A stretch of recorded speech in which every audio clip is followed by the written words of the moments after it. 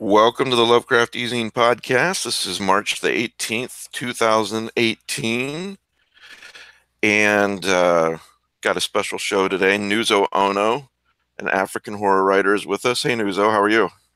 Hey, Mike. Why don't we do our introductions as usual and then talk to you? So, I'm Mike Davis with Lovecraft Easing, editor, podcaster, a few other things. Matt, you have a prize, and introduce yourself. Hi, I'm Matt Carpenter. Hickman's gallery is still on, believe it or not. Okay, the prize today is a paperback copy of Moving Low from Dim Shores. This is a wonderful anthology. It's quite substantial, got an incredible author list. So some lucky person gets this paperback copy. Yeah, there's a lot of stories in that anthology. Yeah, it's massive. Yeah. Yeah. Joe, you want to introduce yourself? Hi, Joe Pulver, writer, editor. Okay. Phil? Philip Fracassi, horror writer and screenwriter. And Asap. Asap Hale is with us today. Yeah, Asap Hale, writer, magician. That's about it. Interviewer, reviewer. Asap is going to be doing most of the interview of Nuzo today. He's the one that brought Nuzo to my attention, and I'm glad that he did. He's reviewed her several times at the Lovecraft Easing website and interviewed her once or twice as well. So, Nuzo, for those out there who don't know who you are, can you tell us a little bit about yourself? Thank you, Mike. And hi, everyone. Hi. My name is Nuzo Onoh, and I write African horror stories predominantly from the Igbo tribe perspective. So, I mean, Africa is a vast continent. And if you're trying to write African horror, you can't do it under one umbrella. So I just focus on the Igbo tribe. Asap, you want to take over? Yeah. I mean, basically the way I stumbled across Nuzo in a very happy accident, because I think I've written about this a couple of times. I like finding new and just authors I haven't found before, and I usually use the Kindle Unlimited program to do that. And I found her book, which was the first one that I found. I think it was Unhallowed Graves, wasn't it, Nuzo? Yeah, it was. And yes. That collection of stories blew me away. And I reviewed that for Lovecraft Easing. And after that, I believe we did the interview next. And then you released The Sleepless, which even more kind of up the ante, because that was your novel. Was that your first novel? That was the first African horror novel, yes. That was the first African horror novel.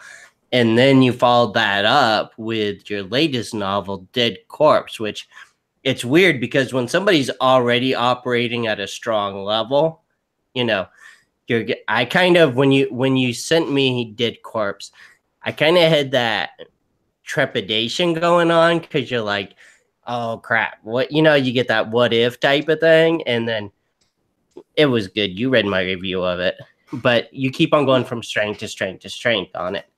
But even from that very first review that I did of Unhallowed Graves. Yeah, Asap, I just got to jump in and say that first story, especially, and it grabs you right off the bat. That is just gut-wrenching. Because I still remember that. And like I said in the review, even if you took all of the supernatural elements out of that story would hit you hard. Oh, yeah. What was it? The Unclean? Yeah. The Unclean. Yeah. Yeah. That story would hit you hard. And I think you're one of the very few writers that I have talked to within this genre where your life story and you yourself are just as fascinating as your writing. Thank you. You know what I mean? Thank you. Your story, would you mind talking about that to start it off, or? Not to put You you mean on the the spot. unclean, yeah? Well, I just meant your life story in general. Oh dear, you don't want to hear about my life story, Esep. Honestly, my life story is one of what was it you called me once that I I had to called you go Rosie the Google? Riveter. Rosie the Riveter, yes. And I Googled that and said, Yeah. yes, I am the jack of all trade and mistress of none. Yeah. I've done everything and everything. But like, I mean, once you're a writer, the good thing is that most of us here on this panel, you're all writers and you know what it's like. It's an addiction. It's something with you. Once the characters are in there with you, you just have to write. And so regardless of everything I've done, I just found that the writing kept pulling me and pulling me. And finally, in 2010, was almost getting close to 50 years then, I decided, okay, I'm going to study writing. So I went back to university and got my master's degree in writing and started writing. I knew I had a genre that lots of people wouldn't find. Nobody was doing African horror the way I was doing it. And I realized that I had no commercial backing to spread that message. And that's when I set up my own publishing company, Canaan Stark Publishing, and to publish myself. Now I'm publishing everyone from around the world. But initially it was just to spread the message of African horror. And I've taken it from there. And now, thanks to you and, the kind of support I've had, it's getting there. The message is getting there, and I'm quite grateful, humbled. It's Thank you. been highly successful just watching the Twitter go. The Twitter support alone has been pretty impressive that you managed to pull off. I know. Honestly, I can't thank the Twitter community. It's unbelievable. Even my beta readers that I had to send the books to advise me and make corrections and suggestions, they all came from Twitter. Not to forget you, Ace. Oh no. I have a question. For those who are listening, you've used the term African horror 4 times. Can you Yes. explain that? So because I'm sure there's quite a few people out there who don't know the term. Thank you, Joe. Definitely. I mean, I always say that African horror, we've got horror here, and the Western horror genre, as you know, it's been one that has grown over a long period of time with certain stereotypes about non-white races, which hasn't always been very positive. And so you hardly find strong Black characters who are either not killed off or, in the case of Dennis Wheatley and a couple of others, demonized and made caricatures and everything. And I decided, you know what? Let me spread horror from the continent that would have strong African protagonists and characters that hopefully won't get bumped off in the first page of the book. And when I'm telling the story, I will tell it from a place of truth. I've had a lot of Africans complain that I'm not portraying the continent in the best light by exposing some of the things that go on there when I write my books. And I always say to them, I am being true to the continent and I am being true to the culture. So to get down to the difference, African horror is, because as I said before, Africa is a vast continent with over 3,000 tribes and counting. And so like the Japanese, when we talk of African horror, it's like a regional thing, a thematic thing, because each different tribe has got their own different kind of horror and beliefs and superstitions.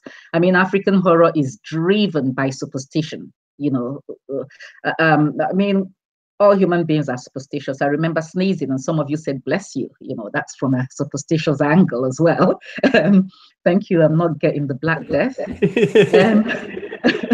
But while the church and religion has managed to get rid, and science to kill off a lot of the superstitions in the West. We in Africa, we're still a very superstitious race. And so with superstition driving African horror, with each of the different tribes having their own beliefs, that's where the story comes from. And now, unlike Western horror that deals, horror can be both natural or supernatural. You can have slasher and gore. You can have alien and techno monsters from the television and computers. You can have demonic barbers and evil doctors, Freddy Kruegers. You can have all these things, and then the mixture of supernatural. African horror is strictly supernatural because that goes to the core of the belief of the people. I mean, with us, we've got all these entities. I mean, a treasure box of entities and supernatural beings, supernatural evil trees and evil animals and insects and children and rivers, the whole works. And then in my case, because I'm focusing strictly on Igbo horror, but I touch on a lot of other African beliefs as well. I bring in all our beliefs, all our superstitions, all our customs. Usually the stories are set in Africa. The stories showcase African culture. It showcases African beliefs, African practices, bits of the language dotted here and there, and the whole works within the horror context as well. So that's the difference with African horror and European horror. And in my case, I write about ghosts. I just specialize about writing of ghosts with unfinished business, vengeful ghosts, a bit like the Japanese, unreal ghosts that always have unfinished business. So our ghosts are not like the Western ghosts. I think SAP, you and I discussed that before, about the difference with African ghosts and the Western ghosts. Where your ghosts tend to more or less be like peeping toms and pop up and appear, usually not without much agenda, just there to frighten little old women and, lily-livered people. African ghosts, because of the way you die, your death determines the kind of ghost that will come out and haunt you. So because we have 4 types of deaths, in some other cultures, many other types of death, I'm going by the Igbo culture. We've got the natural death where, you live a nice old age and die from old age, clean, nothing, So we expect you to go to the realm of the ancestors and not to come back and haunt. And if you do come back in dreams and give us, messages and warn us about disasters and protect us, that's good.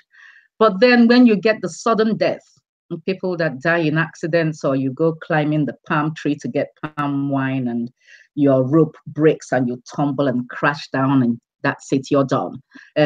You're not prepared. You don't prepare for death. It's so sudden that you've got unfinished business. You're not even sure you're dead in most cases, which is why when you go to something we call the wake keeping, they always say to you, careful who you shake at wake keepings.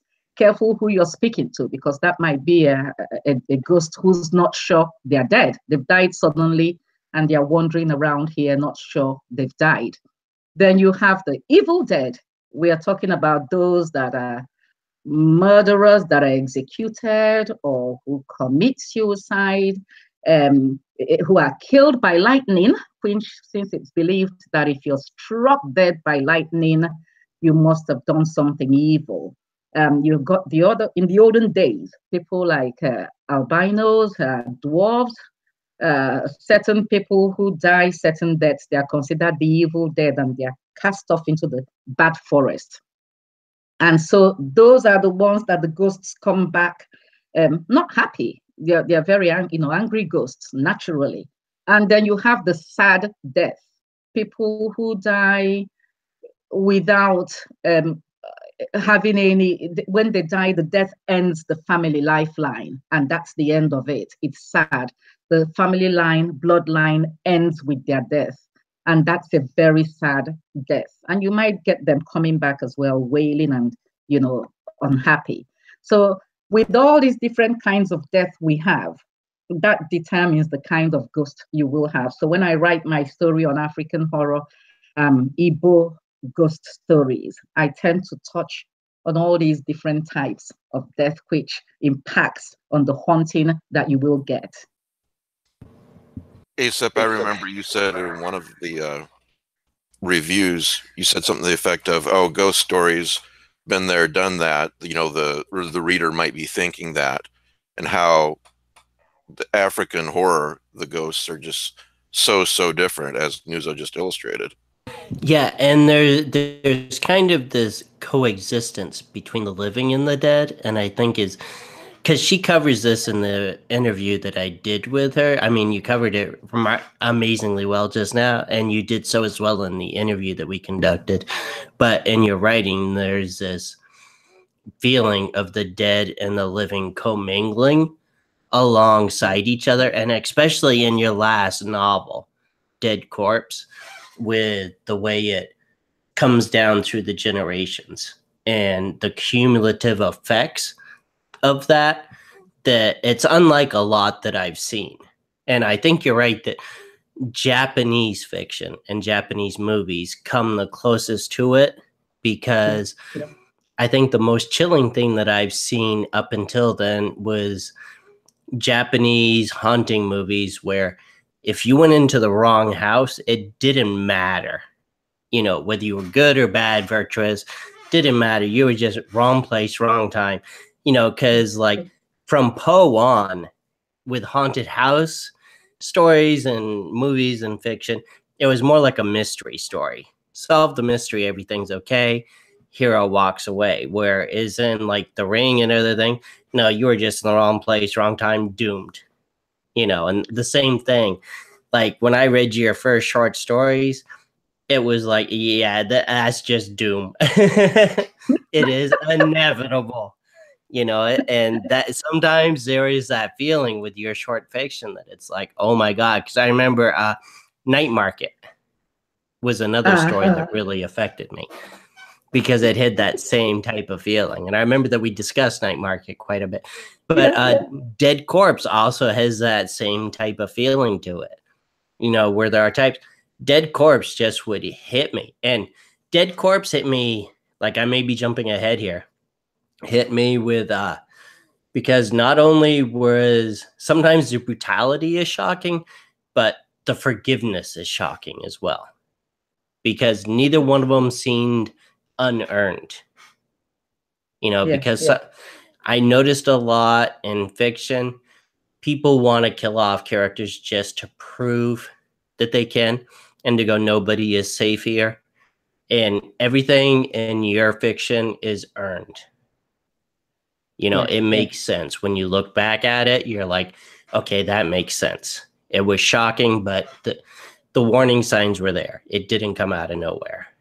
And I think the other thing with African horror, or your definition of African horror, you touch upon socio-political elements that tie into the supernatural. Like within Dead Corpses, the motif of albinism that runs throughout it, you know, and just from, because of the hospital that I go to, Kingsbrook Jewish Medical Hospital, it's a huge training hospital for people from all over the world. So I end up with a lot of Nigerian residents, and I would talk and I'd be like, oh my God, I have a friend who's a writer from Nigeria. And that would start us talking. I'd be like, oh yeah, because I remember telling one of the residents, she has this thing talking about the albinos, and he was like, that is a problem in Nigeria. But he was like, I'm just so happy I can say I'm from Nigeria. And somebody's like, we're not going to talk about 411 scammers. So you helped me break the ice with my resident one day, Nuzo. I got to thank you for that. Thank you. Thank you. No, you are absolutely right. You know, I always say to myself, even though I write horror, I try to tackle. I think one of my reviewers wrote that I cheat in writing because I tend to just go and pull up real life of what's happening in Africa as my inspiration when writing, instead of thinking up fresh thoughts. And I said, well, you know, that's the luck I have coming from a culture where it's such a beautiful culture, but at the same time, the impact of religion, of colonialism, of poverty, of superstition, so many things have impacted on the African belief and way of life. And so this has created a lot of situations that one can call horror. What's going on there? A lot of that going out from ignorance and superstition. I mean, I read once, this might sound weird to us. There was an African country where the pastor went around saying to everybody, all the women, you're all demon possessed. If you've got troubles with your husband, if you've got troubles with anything, come to my church. All you need to bring with you are your breasts, and I will suck off the demon from the breasts. And women were trooping to his church to get the demon sucked out of their breasts by this evil pastor. And you say to yourself, how can rational, normal thinking women fall for such a ploy from such a pervert? But they did, because of the belief, because of the superstition. And so you look at the corrupt the situation in most of the African countries. You look at the corruption, the way the division in wealth. Either you're excessively rich or you're very poor. And when you're very poor, that impacts on your choices, which is why I was very grateful in one of the reviews you gave, ASAP, and you said that my characters were not usually evil for evil's sake. You know, these were ordinary people with ordinary goals and ambitions and desires, and generally looking for ways to shave a few corners, you know, when trying to reach those goals. And that's exactly what it is. You look in my stories and you say, how can they do this? But then, as you said, Enron did not happen in a vacuum. Maybe if the Western politicians lived in the level of poverty and superstition going on in many African cultures, they would understand why people would make such choices. It wouldn't be such a shock. So that, if, for instance, in that my first story, the one that Mike mentioned, the unclean, you look at this woman caught in a situation where she's got no say. She's got no say at all in her future. She's married to an abusive man. She can't produce the son that she needs to be the heir and secure her place in her husband's home. She's being abused by everyone. When she goes home, her father sends her back and says, no, you go back, you're your husband's chattel. A woman's got no say. All a woman is what the man gives her. And finally, she has a son, and her son dies. The husband marries another wife. Who gives the son? She is nothing better than a house help. And so she will do anything whatsoever to have a son. And that's when the whole trouble starts. And we're saying, how can she do this? But it's the situation, the culture, the African culture that says a woman is nothing. It still goes on today. I mean, my father, who was a British trained solicitor, a state governor, when he died, he didn't see the need to make the daughters, to leave anything to the daughters. The company, everything was left to the sons, even the ones younger than I, simply because they are boys. And that's the African culture of today. Male matter, females don't. And if you're a widow, woe betide you. It's even worse. So when I write this, I touch on all those political aspects of the culture within the horror context, of course, and the supernatural context. And Nuzo, not only were these terrible things, I think we're echoing somewhere, these terrible things happening to the protagonist in The Unclean, but it struck me how much she was blaming herself because of the culture. You know, she felt guilty about all of these things, it seemed to me, that were happening to her, and it was her fault, you know. Exactly. You're right, Mike. You are right, because that's what you're brought up to believe. You're brought up in a situation, a society that says to you, we use phrases, we Igbos, we speak in something called idioms. Idioms are ways of expressing opinions in very nice, lovely, flowery prose. So when, like I say, there's nothing the eyes will see that would make it bleed blood tears, or will say a woman's place, a woman's glory is her husband. We have all those little sayings. And so when you grow up being told that you're nothing without being married, you know, the worst state in this world is to be a spinster, then if anything goes wrong, you will blame yourself. And then, of course, you have the churches, the Pentecostal churches, the charlatans who are there in the name of God, committing all kinds of evil and crime. And you go to them and they'll say to you, oh no, they'll quote the Bible to you. A woman has got to obey her husband. You've got to lower your head and listen to the man and do what the man says. So the Bible says, and you know, if you don't, maybe you're demon possessed and you will meet the demon whacked out of you or drowned out of you or whatever. So you've got everything comes together to make sure that you're indoctrinated and you live in a situation of perpetual guilt, non-stop guilt.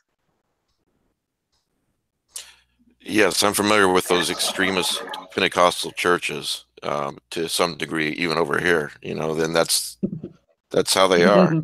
Sorry, Aesop, Yeah. I'm butting in. What other questions do you have? Oh no, go for it. I was just liking that. I was just gonna ask, Nuzo, I saw the other day on Twitter you were talking about unexpected problems that arise with your publishing company since you deal with international authors. Like you had an author who got hit with shall we say unexpected import cost. Exactly. Yes, I was very upset for this poor guy. Are you able to talk about that, or? But I felt so bad because he published through my company and he wanted to have a book launch in Nigeria. He ordered for the books, paid for the postage. We paid for everything. UPS got to Nigeria and they hit him at the customs with this charge that was 3 times the value of the books and the postage, everything. And he's saying, you know, I can't pay that. These are just books I need for my launch. And they wouldn't release it for him. So there you have it. He emailed me and said to me, you know, this is what we're going through in this custom, in this country. We've got to bribe the right people and everything. What do I do? And that's what you have today. You know, it's sad, but nothing's happened yet. I'm still waiting for that to be resolved. Yeah, because it was weird. Because what is it now? 280 words on Twitter that you're allowed. Like you could just see the frustration that you had. For 280. Yeah, Twitter's got to change. It's got to change. Yeah, but even with that, but I was like, oh, I feel for you. I'm like, sometimes I think dealing with my customs is bad, and then I'm like, okay, I saw that. That was not. That makes you feel better. That made me perspective. Yeah, that was a little bit of perspective on that one. Nuzo, I had actually written this down to ask you, and you mentioned the saying just a minute ago again. Can you talk about what this means to you and your culture? But as our people say, there is nothing the eyes will see that will cause them to shed blood tears. What does that mean? Yes. Basically, fortitude. It's a way of saying to you, don't give up. You know, nothing at all. It's like they say to you, akalaka. Akalaka is the lines on your palm. These are your fate lines, and the fate lines will determine your fate and your life and everything that happens, so that no matter what's happening to you, no matter what's going on, don't give up hope. Believe that there is hope for the future. So there's nothing the eyes will see that would make it weep blood tears. You can cry and weep for all the troubles, but all those tears will never suddenly become blood because you will survive. You know, you'll cope. There's a way out. Okay, thank you. Can I ask a question? Sure. Quick. Well, I just was curious. Sure. Hey, just a quick question. So I know you mentioned that you focus on the Igbo tribe. And you said there's lots of tribes, African culture, Yes. and people tap into different things. I was wondering if there were any examples that you could share of writers who have written about some of the other cultures that you would recommend, or you feel whether it be hit horror or other. I'm just very curious. What else is out there? We have writers. Like I said, the horror is not something that a lot of writers tackle. You know, I went into it, you know, full blown. We have writers of African descent who write horror stories, but in my opinion, a lot of them are not African horror. Just because they are Africans writing horror, I don't think what they write is African horror because it's not authentic.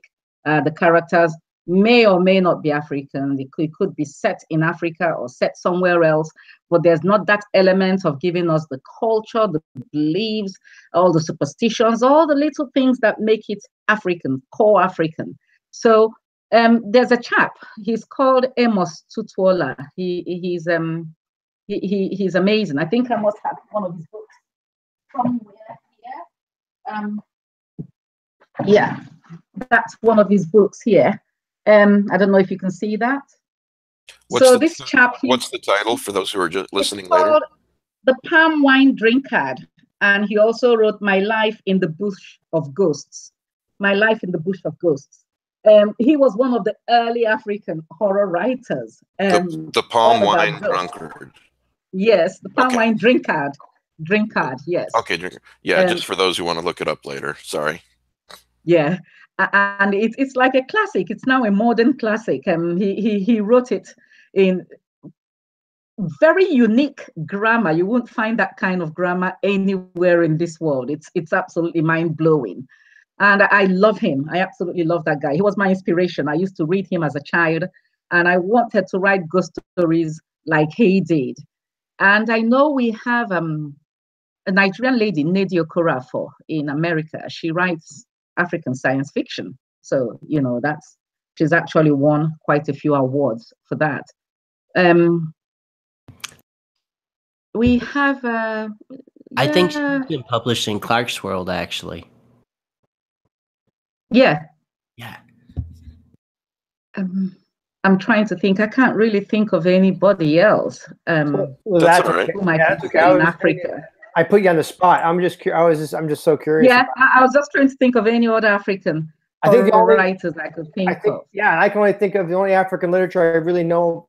Obviously, they're things fall apart a few times, and I know other than that, I haven't really read. I don't think there's a whole lot in my repertoire. So I'm always eager to read, read new material, and especially if it's culturally authentic. It's so exciting and interesting, Well, exactly. I mean, I've come across a few stories online, but they're just like one-off stories that people maybe post on some sites, which are brilliant. Who was the woman that was on the BBC radio spot with you? The woman. Yeah, I thought there was a second person with you on that. Remember the BBC special that you did? I've done like about 7 BBC interviews. Oh crap! I'll have to look it up. Which one? I know. Shit. If I can just get back to what Philip said a minute ago about reading different things and being exposed to different things, I'd say, Philip, and everyone who's listening, I'm almost 50. I've been reading since, I was 4 years old, and I've not read anything yet like Nuzo's horror. It's not Western horror. It really hit me like a ton of bricks. That Unclean Story, that was the first one I read, and I haven't read as much of your stuff yet as ASAP has, but that was the first story that I read, and you just feel so badly for the protagonist and for some of the other characters and for what they're going through, and it's not just that, it is supernatural horror, and the ghosts in this type of horror are not like the Western ghosts. So no, very disturbing story, but I think very important to read. Disturbing in the right ways, if that makes sense. Disturbing is always the right way when you're disturbed. Yes. There's no wrong way to be disturbed. I know I ordered Dead Corpse. I just haven't gotten it yet, but I did order it earlier in the week when I knew you were going to be a guest. So I'm excited to check it out. Thank you. I think you will like Dead Corpse. It's as I said. I try to tackle social evils with my book within the horror context, and Dead Corpse this time I went head on albinism. It's a bit like, I don't know if you ever read this book by Nigel Neal, Oh Mirror Mirror. It's like a different dystopian world where, Asep, have you read that? I read Oh that. Mirror Mirror. Yes, exactly. You remember little Judith, and she's like the white girl in the predominantly black community, and the aunt is trying to make her skin. What, I had not made that connection until you said it, though. Yeah, I know. Exactly. So, I mean, I said to myself, my characters are albinos living in fair-skinned people living in an African a community where everyone who is dark-skinned is considered superior to the albinos. And because of their skin color, and the superstition and the works of evil witch doctors. As I say, we have two kinds of witch doctors. We've got the good ones and we've got the bad ones.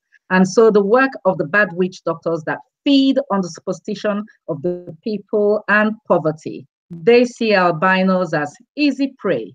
Get their body parts and you can use it to make powerful magic that can help you become rich, that can help you win elections and get into politics. And so albino body parts are very expensive and they are haunted. You know, it's evil. They are haunted for their body parts. They've got special designated camps where you put them to keep them safe. And even their graves are raided for their body parts. And that's why this time in this book, I decided to turn the tables round. And my protagonists are albino medicine women. They are now witch doctors, very powerful witch doctors. And so with their powers, they are able to wreak vengeance on the community that has been haunting them and doing everything to them. You know, so yes.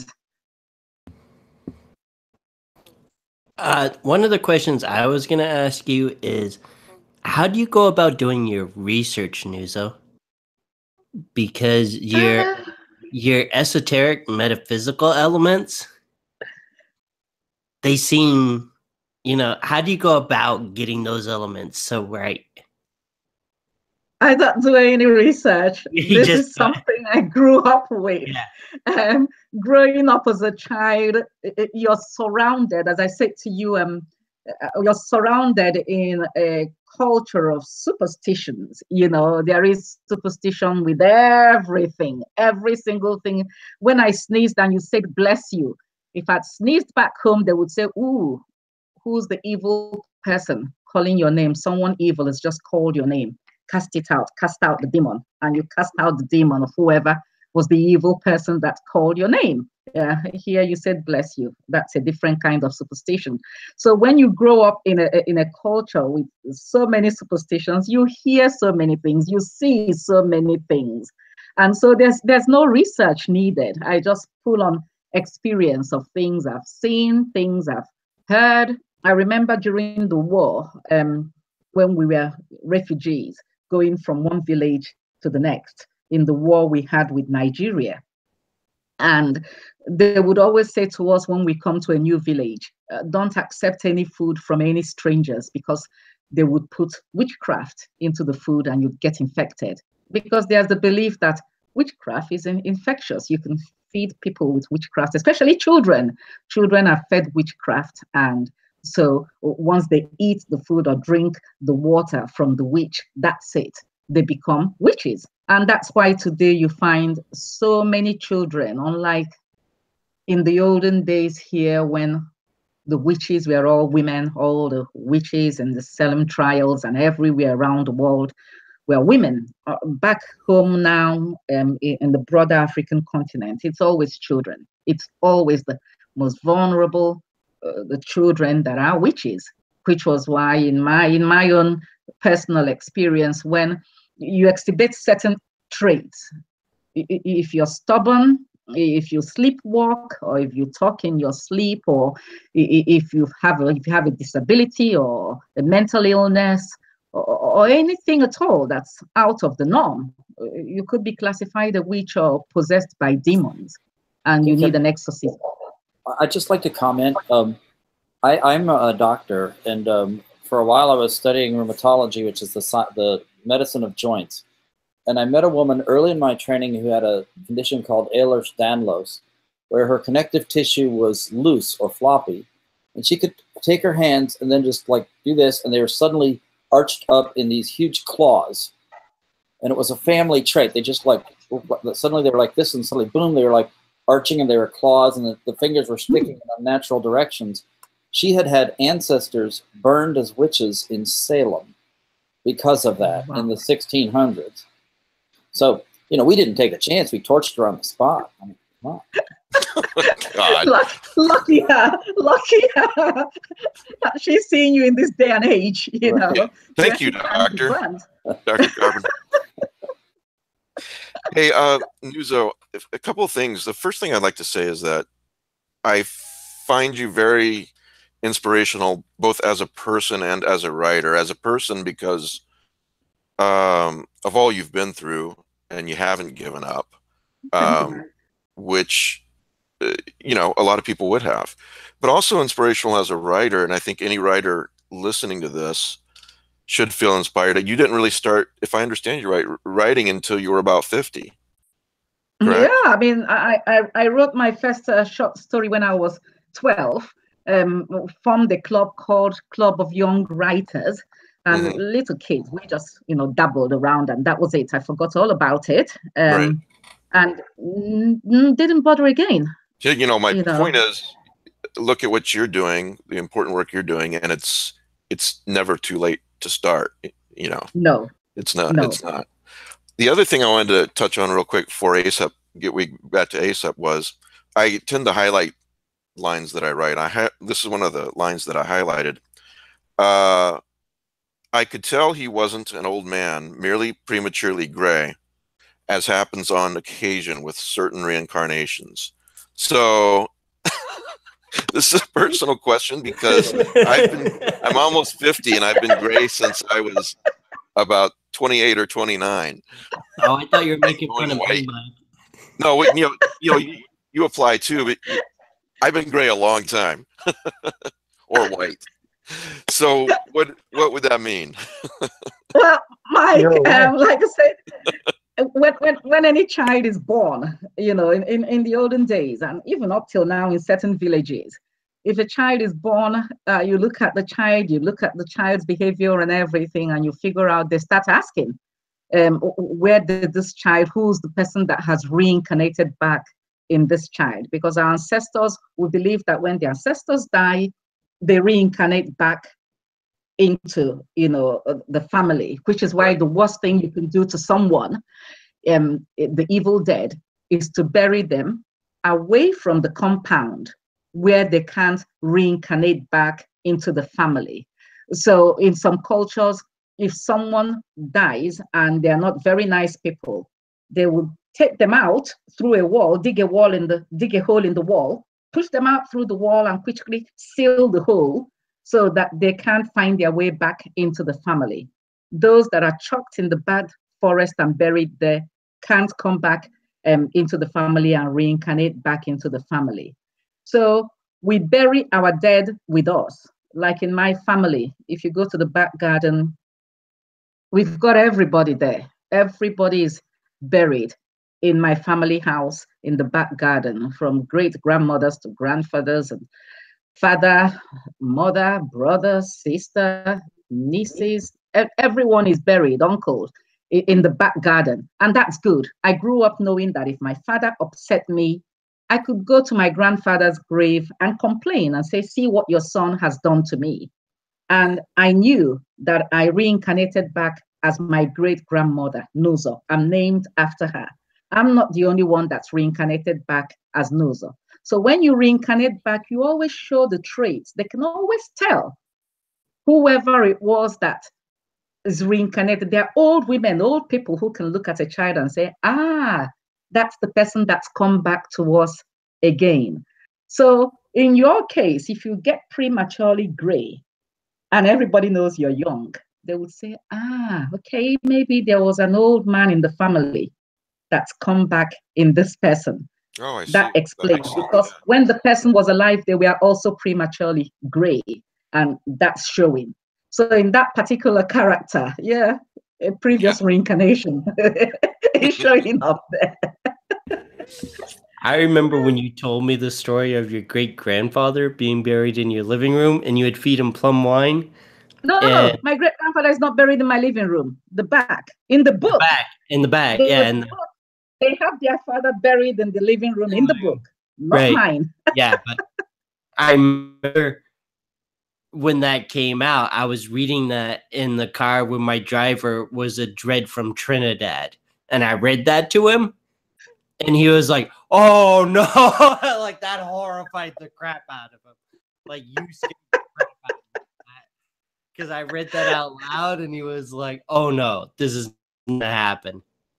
It's common. It's very, very common. A lot of people bury their family, right? Especially the male, the head of the house, right? In the living room, center of the living room, so that it becomes part of the furniture. Automatically, you just know. One of my cousins back home, her dad buried right in the living room, and we just walk past it. We just walk around the square, the rectangle of the, the grave, and carry on, sit down, watch telly, whatever. It's common. There's nothing to it. We keep our dead close to us. That's the difference with us and the West. There's a separation with the dead here. Yeah. Chuck them at the cemetery, cremate them. I will never forget his reaction, though, because he was driving back from Coney Island, and I read that passage. You're lucky he didn't crash. Oh my God. It was beautiful. It was like immediate, just gone. It was perfect. So how often do you go back to Nigeria, Nuzo? Because I remember... I don't fly. Yeah. Except I hate flying. I've never been one. It's just something. It's always been there for me. So I don't go back much. The last time I went back was when my mom died 2 years ago, and I went to bury her. And when she was ill as well. But no, the family, they visit, but everybody knows I don't fly. Yeah, I'm a wimp. Yeah. So what are you working on next? Can you drop us any hints for the next work? Yes. Right now what I'm doing is, I had a tough year last year. I had a lot of health problems and the car crash, as you know. And then a couple of close deaths in the family. So that sort of impacted on everything, and I wasn't writing at all. But this year, I've said to myself, okay, just start writing short stories, to get you writing again. And I've been writing a lot of short stories. One of them was in the anthology that just came out, Black Magic Women. That one was called Death Lines, and that's a story about the superstition with the palm lines. I've said to you that back home we believe that your palm lines decide your destiny, and if you're born without one, then you don't exist, basically. So I've been writing short stories, and I'm now working on the next novel. Hopefully I should be done before the end of the year, and I'm calling that A Dance for the Dead. That one is also, the usual stuff. A vengeful ghost with unfinished business. Fingers crossed. Fingers crossed. It will be good. Yes. It'll be good.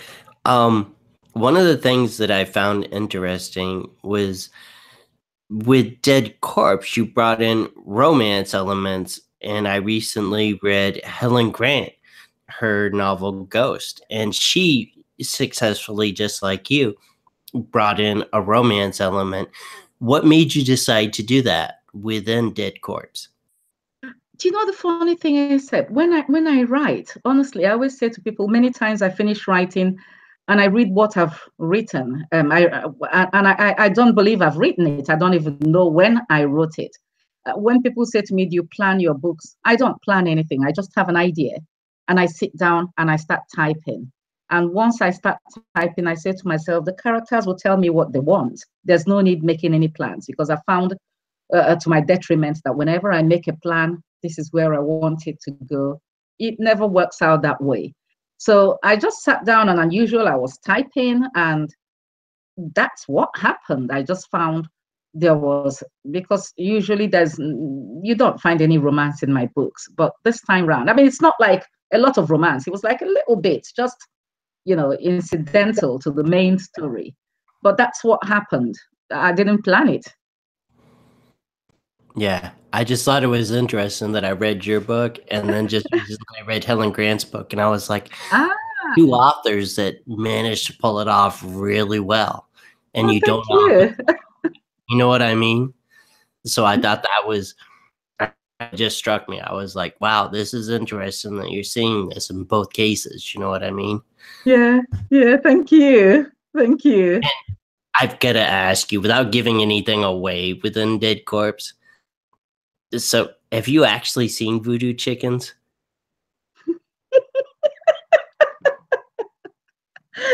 I have seen that many Voodoo Chickens, honestly. Oh my God. Those are my favorite part.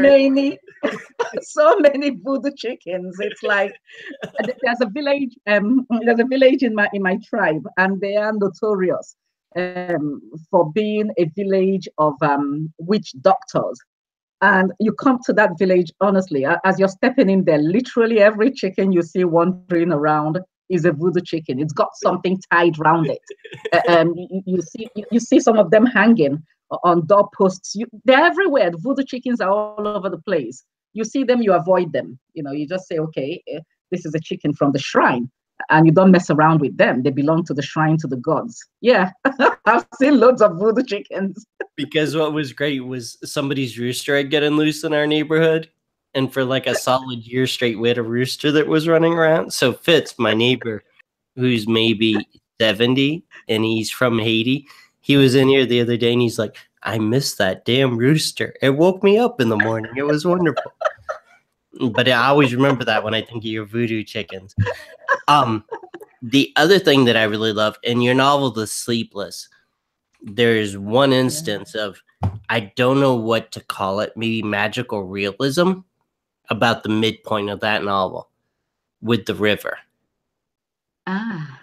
Yeah, with that in there. What was the genesis of you? Do you remember what sparked that scene when you were writing it? Do you know? Like I say, I never know.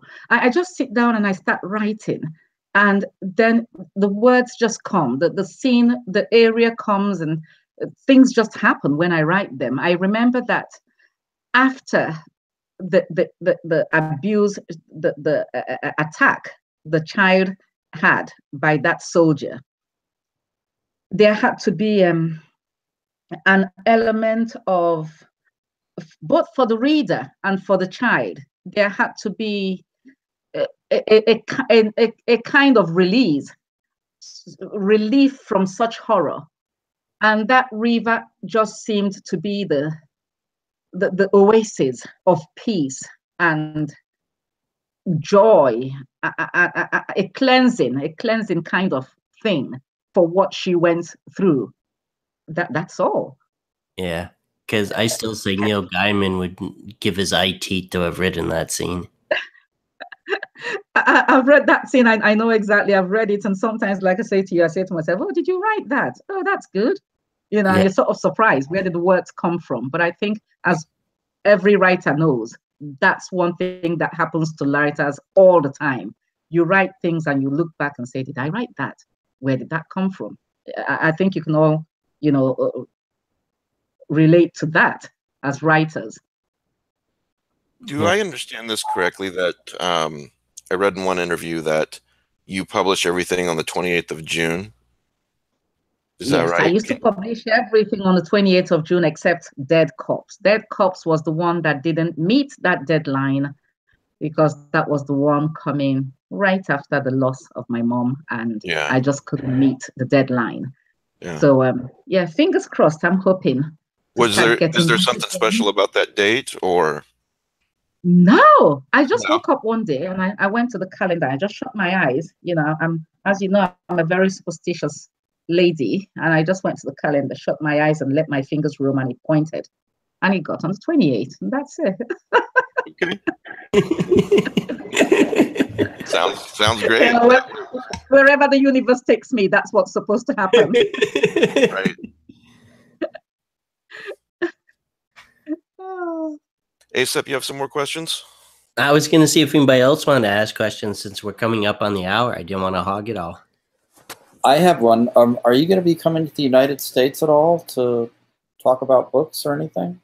Matt, if you can put me in something that's not a train, a plane. If there's a train from England to the United States, yes, I'll get on the train and come very happily. We'll put Just you on a drive. cruise. Just drive over. Yeah, why not? Yeah, just drive over. Hopefully, one of these is, I mean, I remember the last time when I got on a plane, my doctor had prescribed diazepam for me. I had that. I had 2 glasses of Sauvignon Blanc. I had half a shot of Bloody Mary and Irish Baileys. I didn't sleep. I was such a neurotic wreck in the plane, despite all that. So until I can find a way to fly, yeah, then I'll quite happily come over to the States and speak about the book. Pete, did you have a question?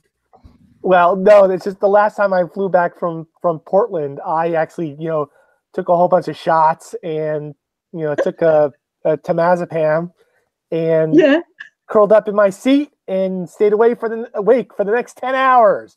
I was like, oh. So yes, exactly. It's a waste of time. Yes. That's because you're getting ready to go out regime there, Pete. Yeah. The night market. That's so your version, I'm assuming your cultural version of the night market is very different from what we would see in, say, Western European culture. I mean, you're never going to get a night market like that anywhere here. No, nah. We have goblin markets and night markets, and but so is that a traditional cultural interpretation, or did you amp it up a little bit? When you go to the big cities, like in Lagos, especially, you get lots of little night markets. You'll be surprised. You'll come there 12 o'clock. People are selling and doing everything, as if it's daytime. It's common in the big metropolitan cities. You find night markets going on everywhere. So it was when my friend said to me, oh, there's a night market that you never go to. And I'm saying, come on. He said, yeah, you never go there. It's everybody knows. It's run by ghosts. And, that got me thinking, all right, let's write a story about that. So, I've been to several Christmas night markets here. I don't think I've seen any like the one in my book where you can barter for anything you want and sell your soul for it. Nah. Yeah, it was interesting the way that she was referred to as 3/4 dead, because she'd been there 3 times. Quarter to dead. Yeah. Yeah, quarter to dead. Exactly. Joe, Matt, Philip, any of you guys have any questions? Okay. You wrote also that African horror has been kind of neglected and it's invisible to the wider horror audience. And that's indeed a literary tragedy, which I'm trying to redress with my African horror ghost. Like I said, I've never read anything like the stories of yours that I've read so far. It is different, and I think the weird fiction community paying attention to that is a very good thing. Hopefully we're in some small part helping with that. Mike, you're doing amazing, and thank you so much. Honestly, it's like I say to myself, this is a new narrative. I mean, let's now get a Black narrative one of my Twitter friends, she just released an article. She wrote an article called "Fascism in British Horror Fiction," and she was doing an overview of racial stereotypes in British horror fiction and the impact of the post-war far-right movement, and writers like Dennis Wheatley, and how he portrayed blacks and other non-white characters in horror. I mean, as she said, horror has always been something that hasn't been very kind in the way they, portray non-white stereotypes. And in that article she wrote, I was very humbled to find my work mentioned as one of the new voices, positive voices, changing that stereotype, where black characters are no longer being caricatured or demonized or made out as grotesque people, in horror fiction. Or so, the yes, victim, they're the token person that dies first, that sort of thing. Exactly. You'll always find them dying off immediately, but not anymore. Thank God, because all my characters are mainly in Africa and Africans. They're not going to die. They're there for the long run. Are there any examples? Is there any of your work that's online anywhere where anyone could read it? Yeah, all my books are out there. There's the Reluctant No, Dead. I meant where you have a story somewhere where it could be read for free online. Like Nightmare Magazine or something, possibly, Right. No, I don't think so. But at that's least a good two of idea. your books are at least two of your books are available on Kindle Unlimited. Yes.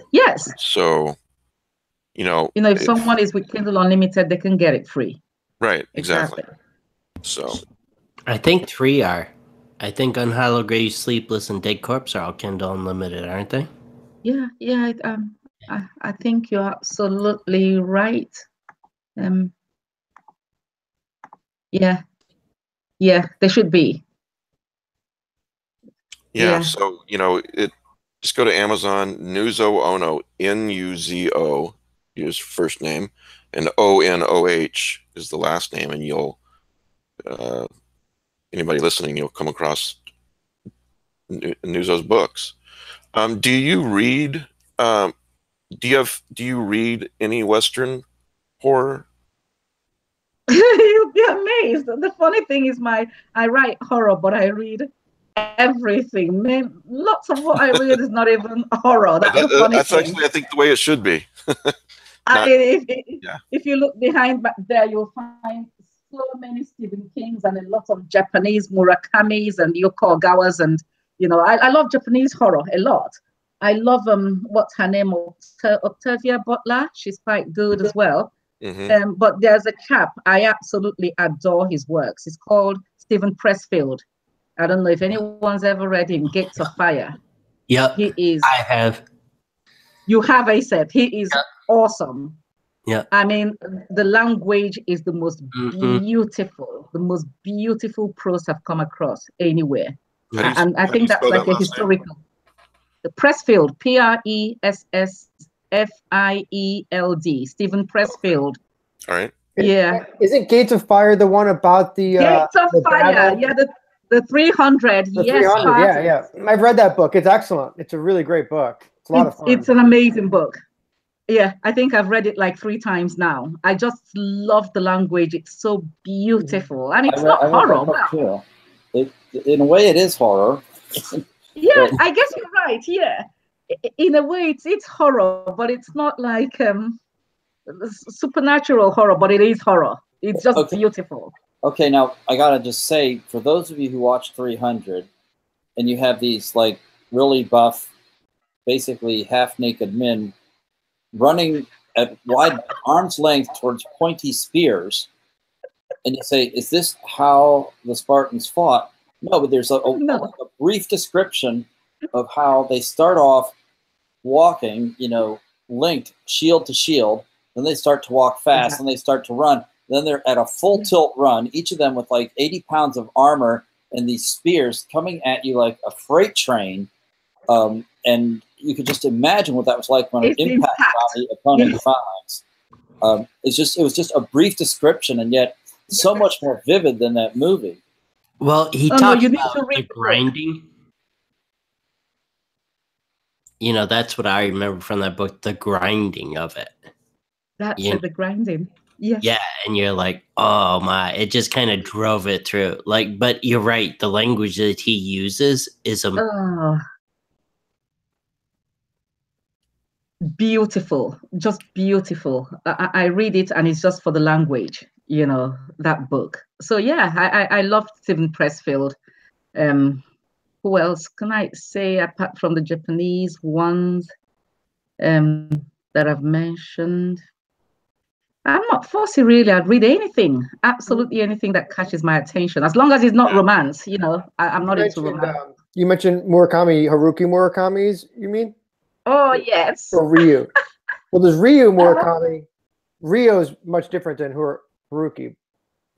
I love the Wind Up Bird. Yeah, that was my yes. Wind Up Bird Chronicle was excellent. Yeah, I can't say I'm much into his short stories. I don't like his short stories much. They're pretty out some there. people like them. I just think it leaves you hanging. A lot of the short stories are just, you know, hanging there. You never really finish. Yeah, they're a little ambiguous. Very ambiguous, exactly. But the novels, yes. You would like Wild Sheep Chase. Wild Sheep Chase is a prequel to Wind Up Bird Chronicle. Really? Lesser known of his titles, but it's a lot of fun. It's really weird. And Wild Sheep Chase. Yep, Wild Sheep Chase. Yeah, it's a really bizarre book, but it's great. If you like, come on, every other book these days is named Wild Sheep Chase. You know, it's just such a common title. It's actually going to be the name of my autobiography. Okay.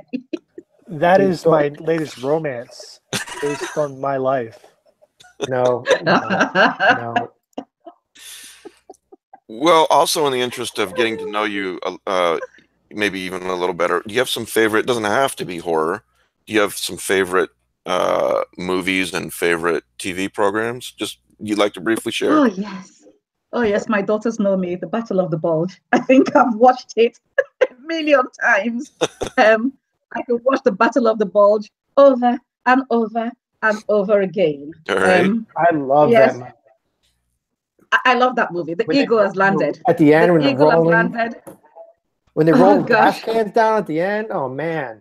And when the German national anthem is singing and the trucks are rolling and the tanks are rolling and you can see the petrol tanks rolling and he's just there. Robert Shaw, he's awesome. And he's there. Oh gosh, I can watch that film forever. It's one of my favorites. And I didn't read a lot of those mid-century war films. I didn't really care for it, but I loved that one. That one is really well done. What about the eagle has landed? The eagle has landed. Donald Sutherland. He is amazing in that film.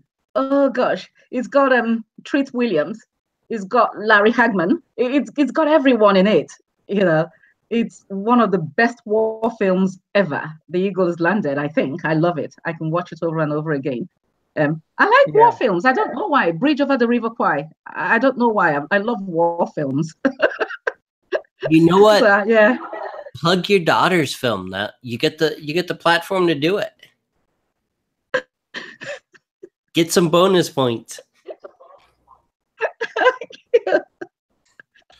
Oh gosh. Yeah. All right. I do not want to hear anybody start whistling "Bridge Over the River Kwai," so not do it. Okay. We'll just whistle for the bogey march instead. Once that is in your head, you can't get it out. So, what about TV programs? You have any favorite TV programs? Then with TV programs, it's got to be all the comedies. Frasier. I love Frasier. I watch Frasier a lot. Oh sure. I love King of Queens. I love Everyone Loves Raymond. What's Last of the Summer Wine.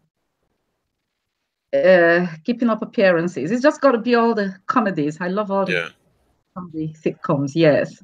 And you like American comedies over British? No, I love them both. I mean, for me, comedy is comedy. Once it's good, I'll watch it. You know, once it's good, I will watch it. I don't care where it comes from. I will watch good comedy.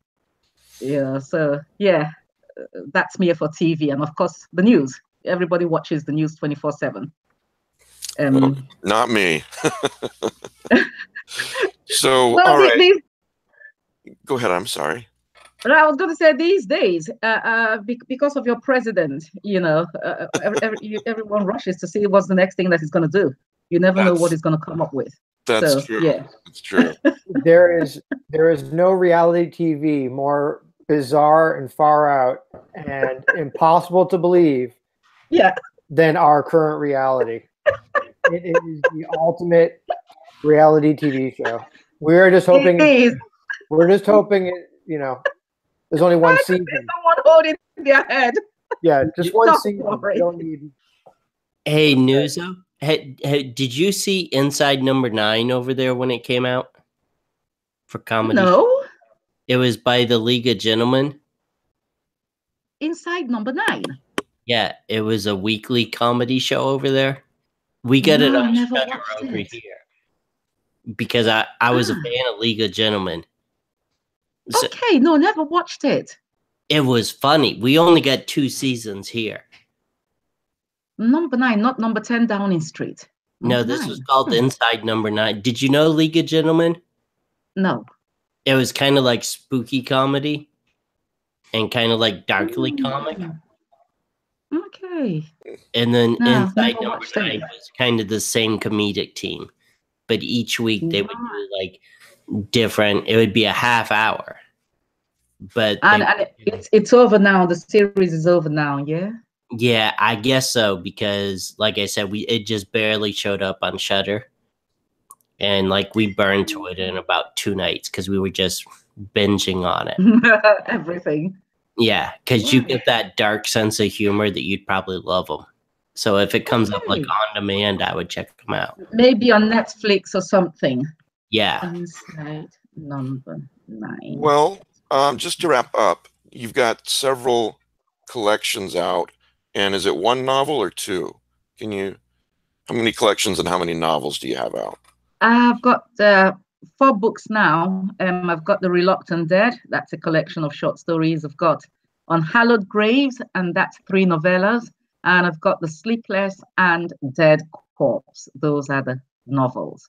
Right. And fingers crossed, we'll soon have I've got some anthologies as well, a few anthologies. But fingers crossed, we'll have the 5th novel this year. Very and good. that's a Dance for the Dead. Yes. Well, Nuzo, thanks for being on the show, and it was really great talking with you. And ASAP, thanks for doing the interview. So thank you. Thank you. So yeah, for all the listeners, you can pick up Nuzo's books at Amazon. I think they're all available on Kindle and in print, right? So whichever you prefer. Nuzo Onoh. So thanks, Nuzo. Great to have you on the show. Thank you. And thank you, Mike. Thank you, ASAP. Thank you, Matt. Thank you, Joe. Thank you, Phil. Thank you, everyone. Have a lovely evening. Have a good night. I know it's late where you are, so. Bye. I followed you on Twitter, so follow me back. Okay, I will. I will. Right. Bye, ASAP, gorgeous. Cool. Bye, gorgeous. I'll see you guys later. I gotta go make birthday dinner for the one. All right. Thank you, ASAP. Thanks, guys. Bye. Bye, ASAP. She doesn't have to follow you back. I don't follow you. You don't? Yeah, no, I do. Well, no, I meant like follow me back so that we can stay in touch because she's in the UK. And okay. Yeah. I wasn't saying like follow me back because I need to follow her. I got so many followers. I don't know what to do with the ones I have already. It's like crowded over there in my Twitter account. Yeah, I don't know what to do with my Twitter account. At Philip Fracassi. What I do with mine is I never check it. Yeah. That way I'm immune. Well, some bad news. I'd like to spend just a few minutes talking about this, but we do need to talk about it. Joe, you want to handle this? Joe? Yeah, I had to find the thing to turn my microphone back on. I'm sorry. Um, Stan Sargent died. Um,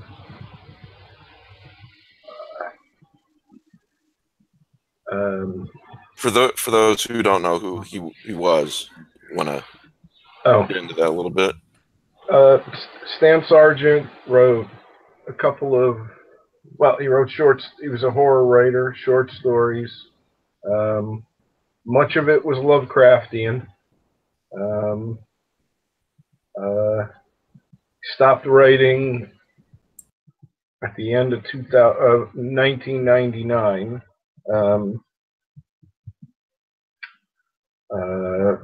Mostly because of a really venomous review that wounded him.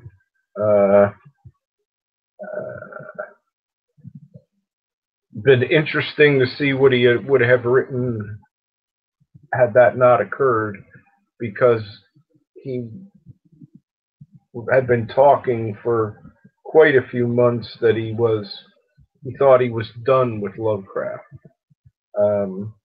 He was working on a novella, which he never got around to finishing because he stopped writing.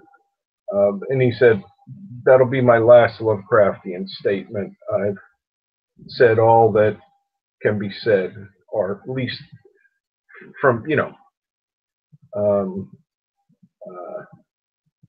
lot of people love Stan's work, but it also had detractors. He's a very honest writer. Great guy. Generous. I'm floored. I'm heartbroken. As somebody who, we clocked hundreds and hundreds, if not thousands of hours on the phone, via Skype. We talked for a couple hours at least once a month.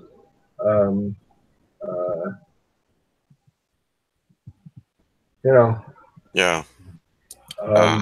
And I don't know what he died from.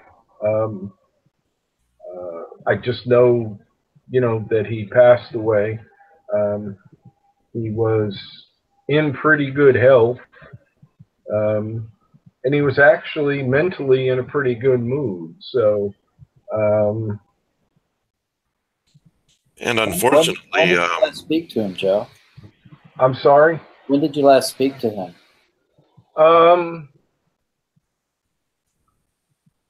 Not quite a month ago. As a matter of fact, the day before I found out, I thought, tomorrow I got to send Stan an email, see if he wants to Skype tonight. And at the point where I came in and turned on the computer, I had an email that said he had passed. So that's rough. I did actually call his phone number just to, on the off chance somebody goofed up. But it said that his inbox was full. So I kind of just turned the computer off and spent the first 24 hours absolutely in a void. I was crushed. Like I said, the conversations we had, and he was 5 years older than I was. He'd had AIDS and been through that. We were both huge music fans. So we spent God knows how many hours talking about music. It was probably our favorite subject to talk about.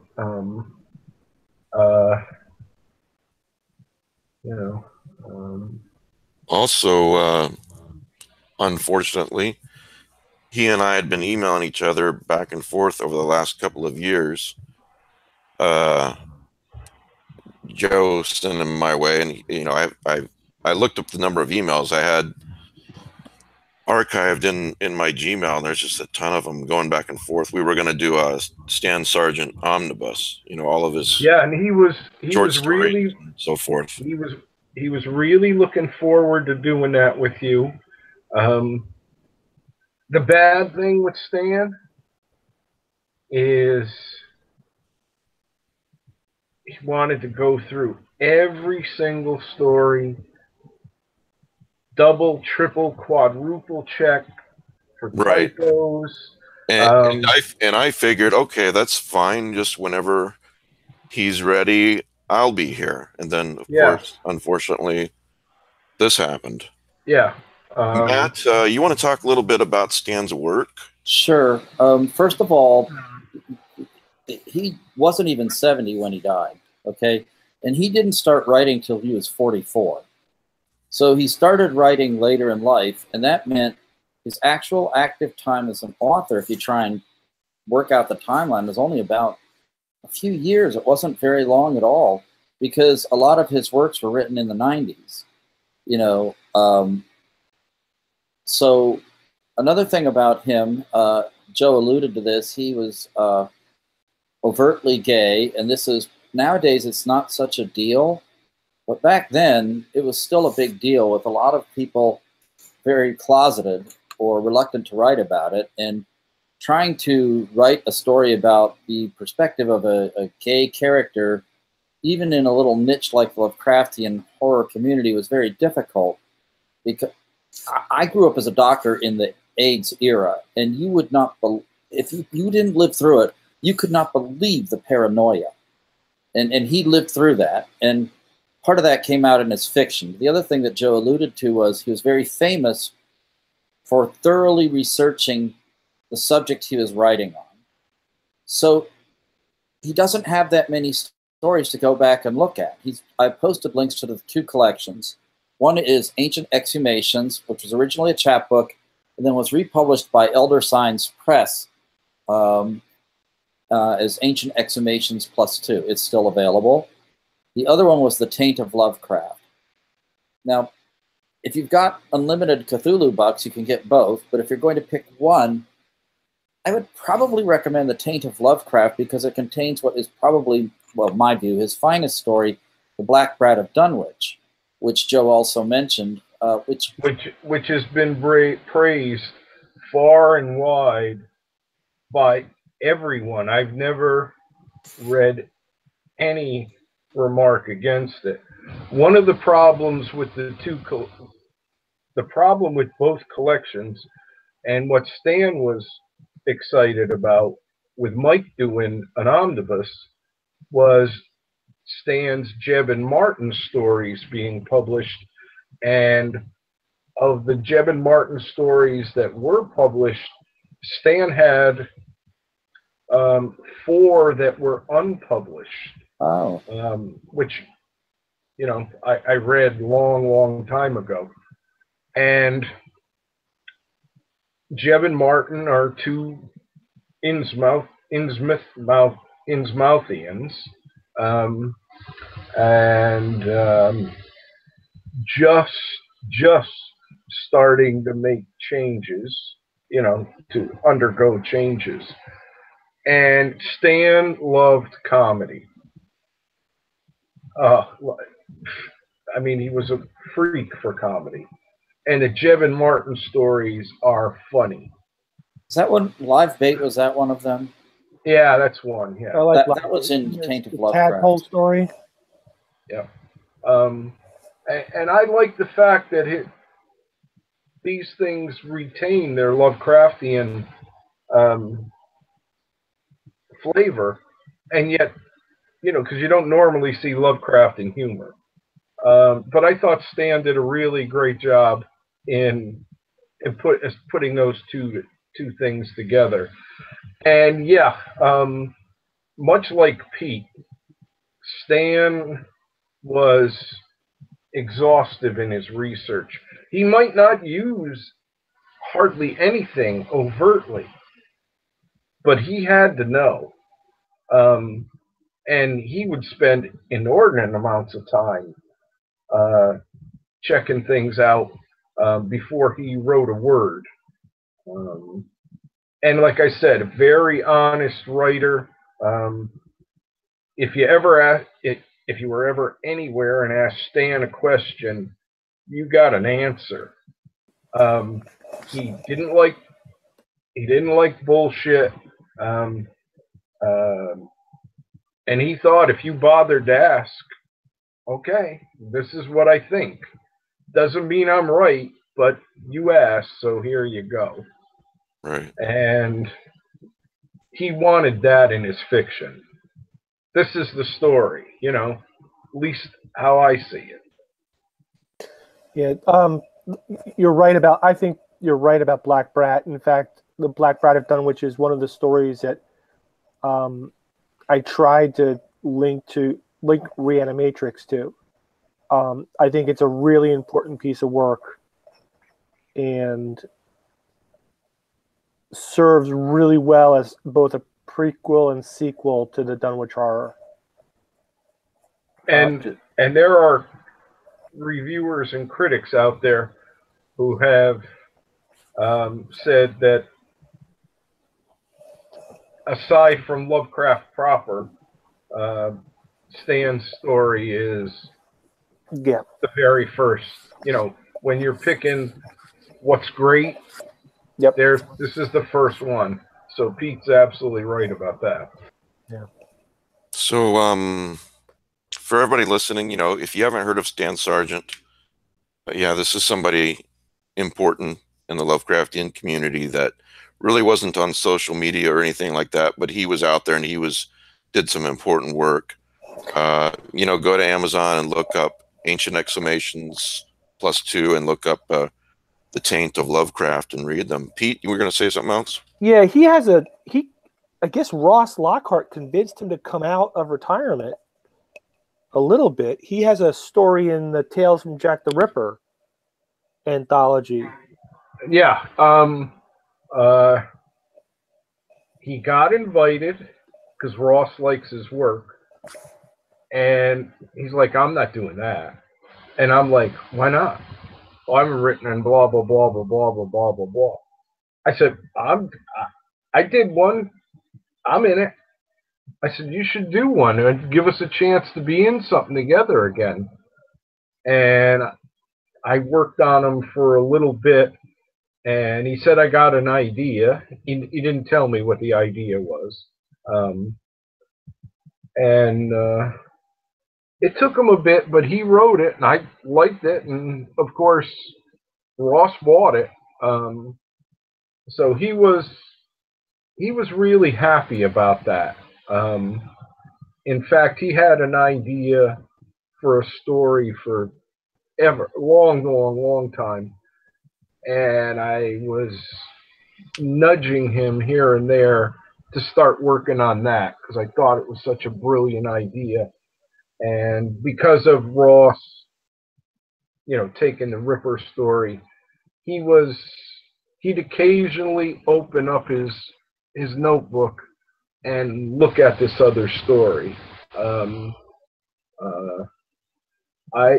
It's my feeling he was on the verge of starting to write it, but we'll never know now, unfortunately. Is there somebody his estate is with? Because Bob, a billion years ago, he asked Bob to be his literary executor back when he had AIDS, because there was a period where it did not look good for Stan, and Bob had crypt and whatnot, so far as I know, that never changed. But like I said, the past couple of years, Stan had been talking with Mike and me about doing an omnibus with Mike. Of course, he didn't need a literary executor for that because he was alive. Right. Right. And but Well, he the was, tragedy is that he's gone, but it's also a tragedy that we won't be able to put that out there. Um, yeah. I mean, it would be, and I don't even know if Bob has electronic copies of all Stan's stuff. yeah, that's And definitely just be lost forever. It's yeah, hopefully not, but that would be too bad. So I anyway, know I know who he left everything to. And I'm kind of hoping maybe out of the blue to hear from the guy. Because, Stan and I, just God knows how much email back and forth over the decades. And Stan saved everything. So Stan Sargent, thanks guys for saying words about Stan, and for the listeners again, The Taint of Lovecraft and Ancient Exhumations. It's actually Ancient Exhumations +2, but just write Ancient Exhumations in Amazon, you'll come across it. So, I have got to hear at least one of these stories from Philip. Philip was on the radio the other night, and I didn't know he was so enriched with real life paranormal experiences. So tell the one about the shotgun, Philip. All right. Well, I don't want to spoil anything because it is going to be a short story. Oh, it is? Do you want to talk about the other one then? No, I'll tell it. All right. All right. Well, all right. So everyone, wherever you are, I want you to turn down the lights because we're going to tell a ghost story. No, don't do this. Especially if you're driving. Yeah, if you're driving, turn off your headlights. If you're driving at night, just floor it. I think it was a couple of weeks ago I was telling people to drink and drive. I should not be. You really are not a good influence, are you? No, I should not be on a public forum. I was thinking the same thing. Well, I was on a radio show, Catskills radio station, WXOI, I believe, and the host Chelsea asked me. She asked if I had ever had any paranormal experiences, and I said, well, not. I said, I feel like everybody's had at least one paranormal experience. I think that everyone's has one ghost story or one thing that's happened to them that cannot be explained. In my case, what happened was, and I'll make it as brief as possible, this is a long time ago. This is probably 26 years ago. And I was at the time I was very young and I was newly married, and I was staying at over the holidays. This was in Indiana, and we were staying. I'd never been there before, and they had a guest room in the basement of the house, and that's where we were staying. So we stayed in the bedroom in the basement. So it was basically a bedroom, and then there was like a laundry room, and then there was like this weird rec room where the kids would hang out and play.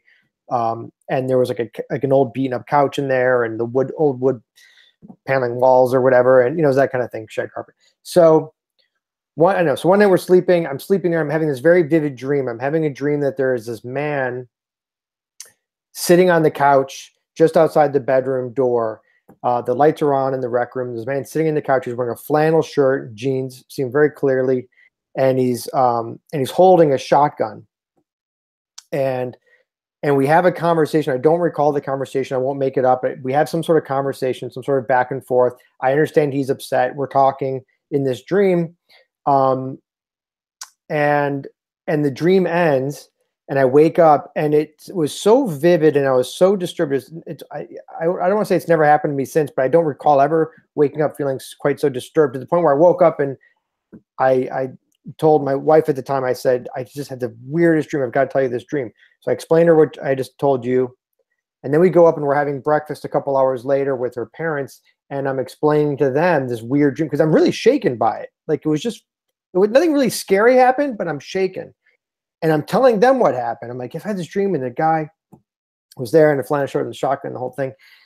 And the wife goes ghost white, and the dad's like shaking his head, and I'm like, what? And they go on to tell me that the previous owner of this home was a family, and the father had shot himself on the couch in the basement with a shotgun, and he'd killed himself, put the gun in his mouth and blown his brains out. And they said to the point where when they bought the house, that the stain, it was still evident in the wall. They hadn't completely painted over, so I think they ended up paneling over it, and it freaked me out. And I ended up so I had a dream about this guy, completely not knowing the history of the basement of the house, and it turns out that the guy who I was dreaming about had actually killed himself in the basement. And then of course the question became, did I actually dream it, or was it one of those things where I was having a semi-alert, where I actually saw it, and that's why it was so vivid. Right. So I don't know. I don't know the answer, but I just know that was what happened. Yes, Pete. They kept the couch. I mean, they kept the couch. I don't know if it was the same couch. Oh, okay. They said the stain on the. I'm doing this as when my head, right, the wall where his innards had hit. They had.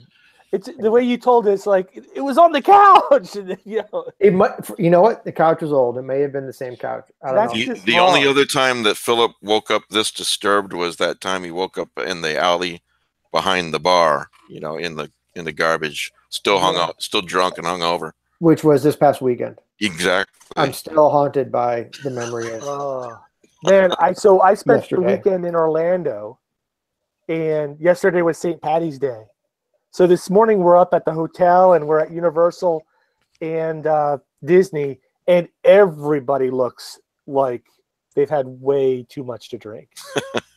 And it's just like people are dragging. There's dads with sunglasses on, and they're holding their heads. It was all funny as all hell.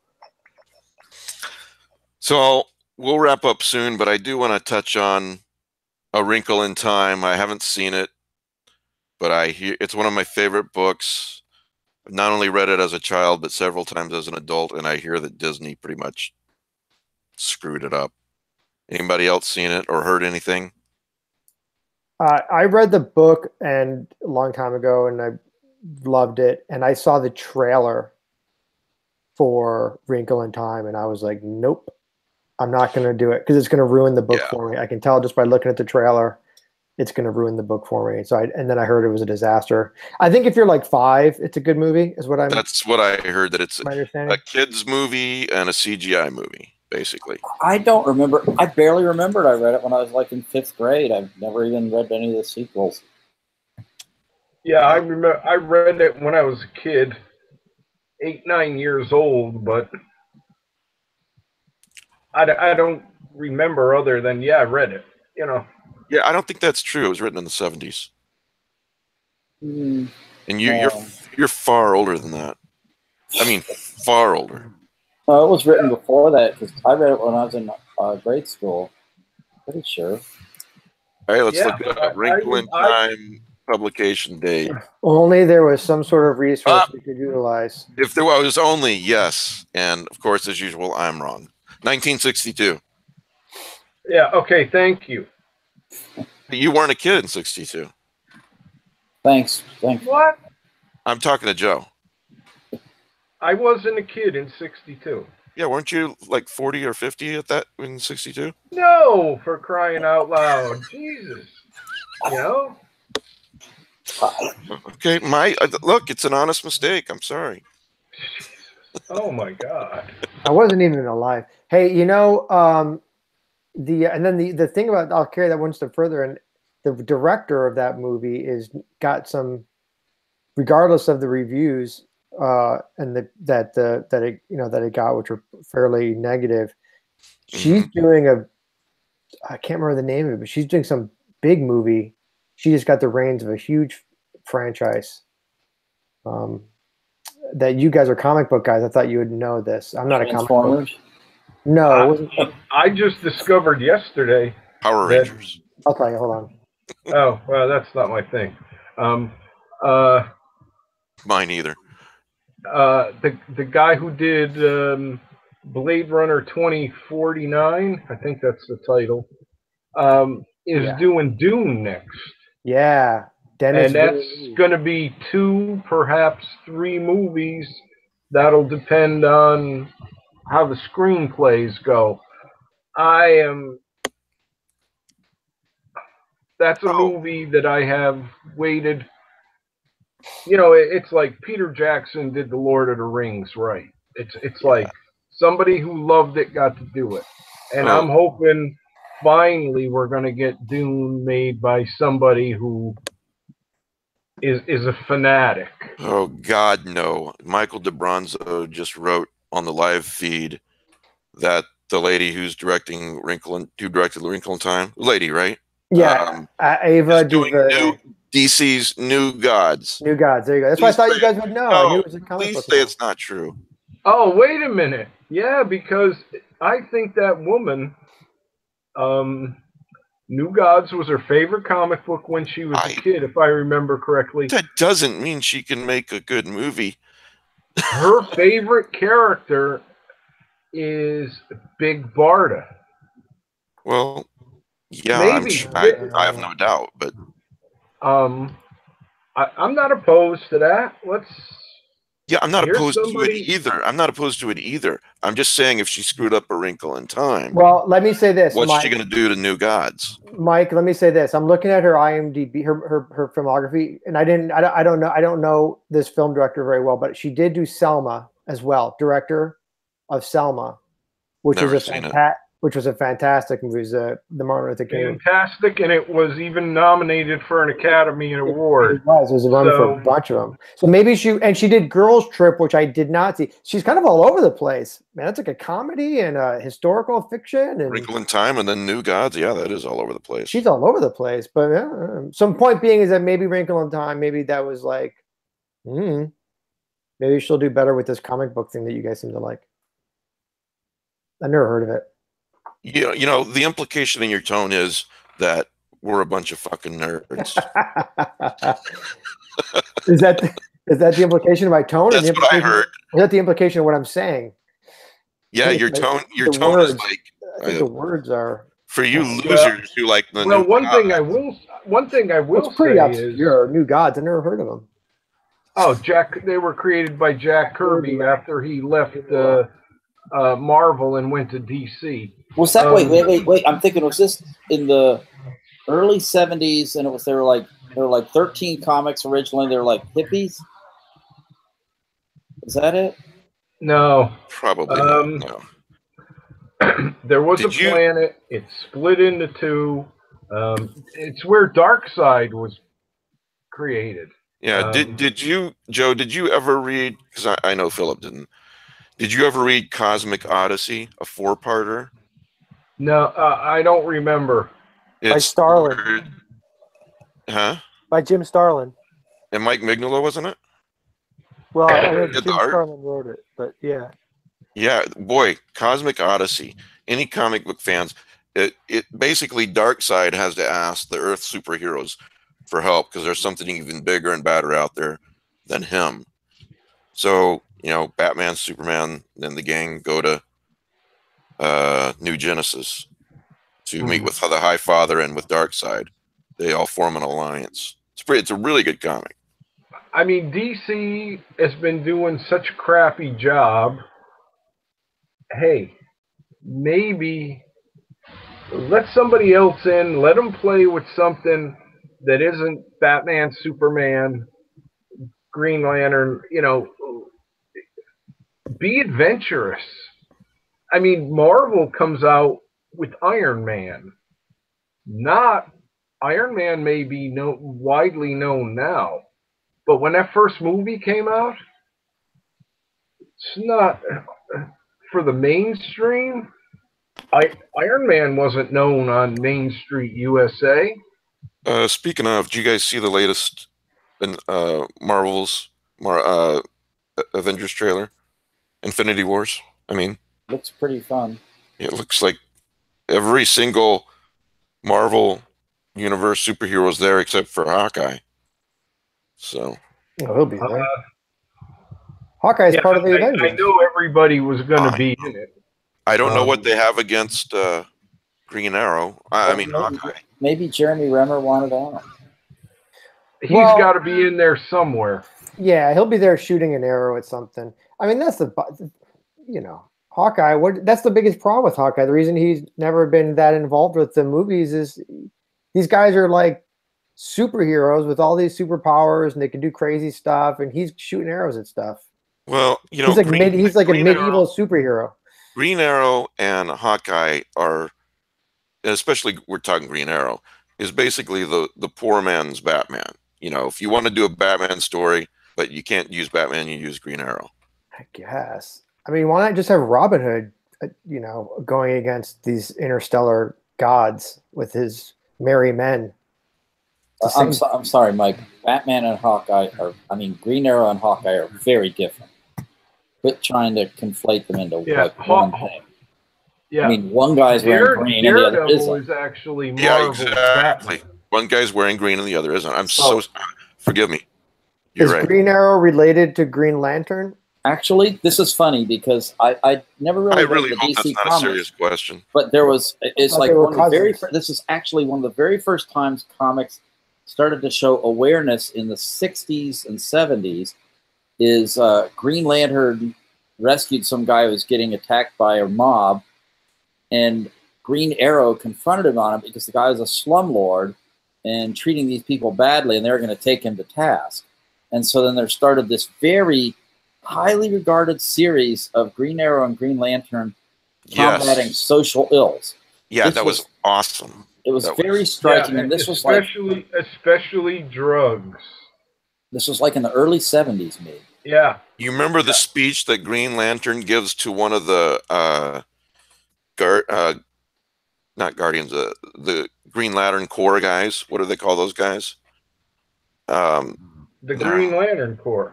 Yeah. Yeah, the bald guys. There's like a red one too, isn't there? The bald guys, the guys who created the Green Lantern Corps. Oh, the Guardians? The Guardians, yes. So the speech that Green Lantern gives to the Guardians about how they have no right to judge because they don't know what it's like to be a human and eat and sleep and cry, and that one of them should actually come down and become a human. That's a great series, Matt. Because my other favorite Green Lantern is his brief appearance in the Lego movie. Where Superman says, "I super hate you." Oh, well. Yeah, there's a lot of social commentary there, too. The only other thing I wanted to mention about the Avengers trailer, because it confused me, is why they all have different haircuts for this movie. And that's important. Thor has the haircut he had from the last one, which he had to have his haircut when he did battle. And he's missing an eye still. He's missing an eye. But What's-Her-Face has a new haircut, and she's a blonde now. Scorpio, or what's her name?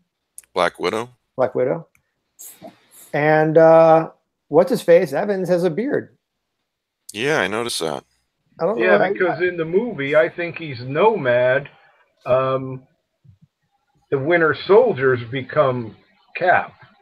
Oh, is that what's going to happen? Yeah. I'm not sold on that Winter Soldier.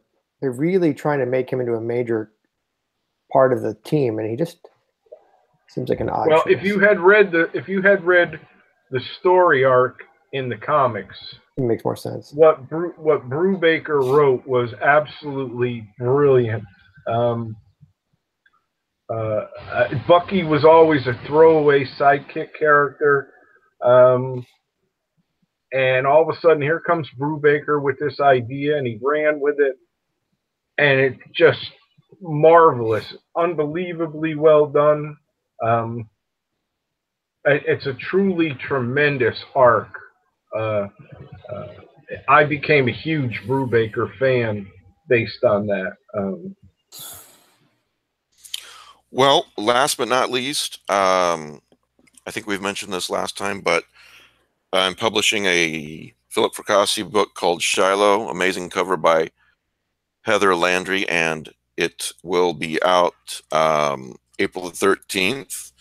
Also want to remind everybody, hey, these guys that you see on the panel with me, they're writers, most of them. Matt's an editor. Go to Amazon and plug in Joseph Pulver Sr. Go to Amazon and plug in Pete Rawlik, Rick Lay, Philip Fracassi. If you haven't read their books, read them.